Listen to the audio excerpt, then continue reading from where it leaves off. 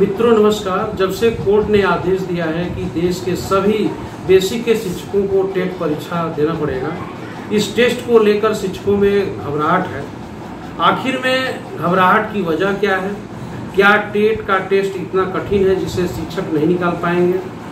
आखिर में वो कौन सा वजह है जिसको लेकर के शिक्षक घबरा रहे हैं? तो आइए इन सब बातों पर हम गौर करेंगे और ये भी सुनिश्चित करेंगे कि किस तरह से अगर जो टेट का टेस्ट है अगर अनिवार्य हो जाए तो किस सरलता से शिक्षक उसे निकालेंगे। तो हमारे बीच है संदीप कुमार, जो आप कई बार टेट में बैठ चुके हैं और आपने उसको उत्तीर्ण भी किया है।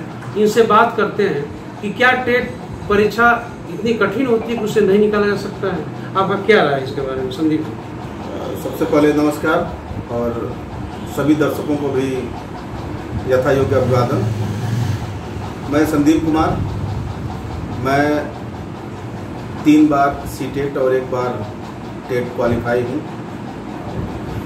जिसके बाद हालांकि जो गुरुजी ने बताया कि जो सरकार की जो यह नीति आई है कि जो पुराने शिक्षक हैं अब उनको भी टेट सीटेट पास करना है, तो ये सरकार की जो नीति है फिलहाल ये अच्छी नहीं है, इसको गलत हम ठहराते हैं। क्योंकि अब जो व्यक्ति आज से 20 साल 25 साल पहले नौकरी पाया होगा और वर्तमान में अगर टेट सीटेट निकालने की बात आए तो कतई ये बड़ा मुश्किल हो जाता है।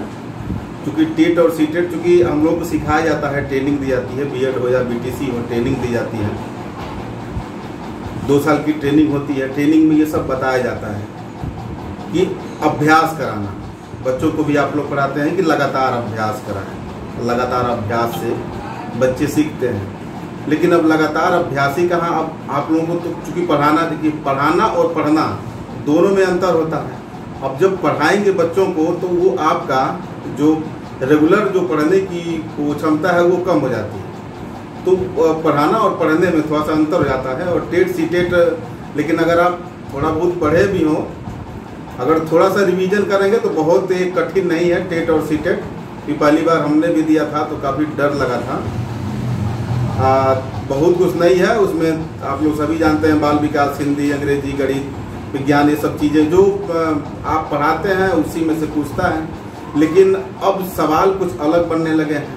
पहले जो टेट का पेपर आता था वो थोड़ा सा आसान होता था, लेकिन वर्तमान में कठिन कर दिया है। अब उसको डीप पूछ रहा है, अंदर की चीज़ें पूछ रहा है, तो थोड़ा सा उस पर ध्यान देना होगा। और हमारे हिसाब से अगर देखा जाए तो टेट से आसान सीटेट है, क्योंकि मैंने सीटेट 3 बार पास किया है और आज भी अगर हमको सीटेट पास करना हो तो मुश्किल से रिवीजन करें तो सीटेट हम पास कर देंगे। क्योंकि सीटेट की एक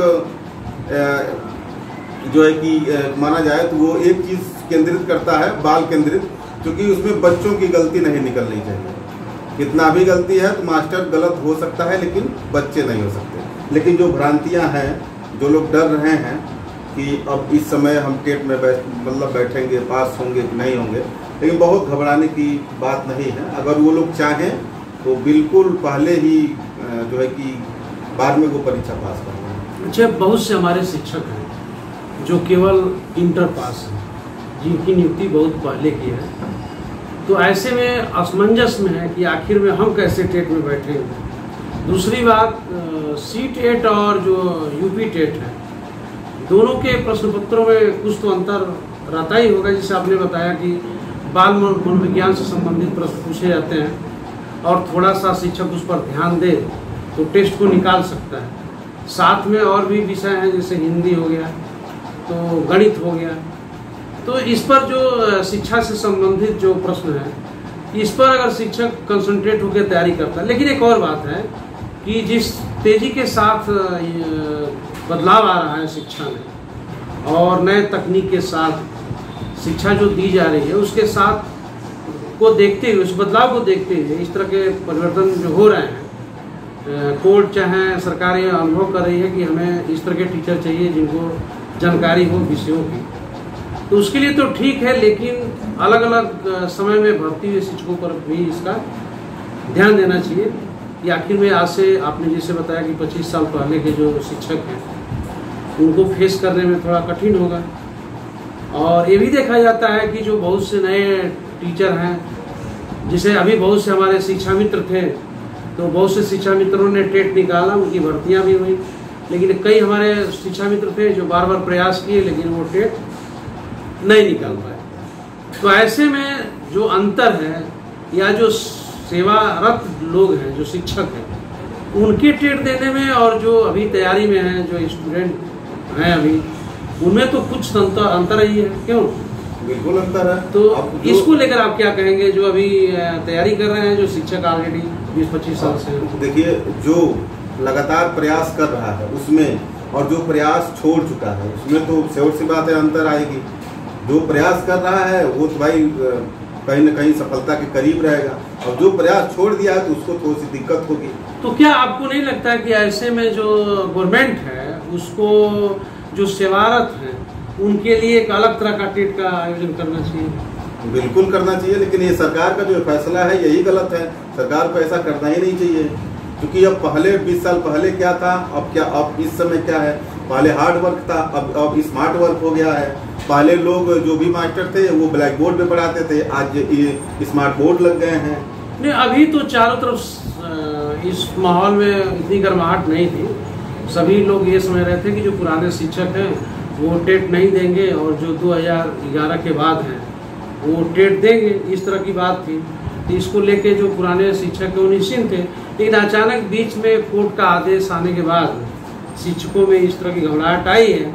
जब ये कह दिया गया है कोर्ट के द्वारा कि नहीं, सभी को टेट देना अनिवार्य है, जिनकी सर्विस 5 साल बची है वो इससे वंचित रहेंगे, उन्हें नहीं देना होगा, लेकिन जिनकी सर्विस 5 साल से अधिक है उन्हें 2 साल के भीतर टेट पास करना होगा, और यदि वो नहीं करते हैं तो फिर उन्हें नौकरी से बाहर होना पड़ेगा।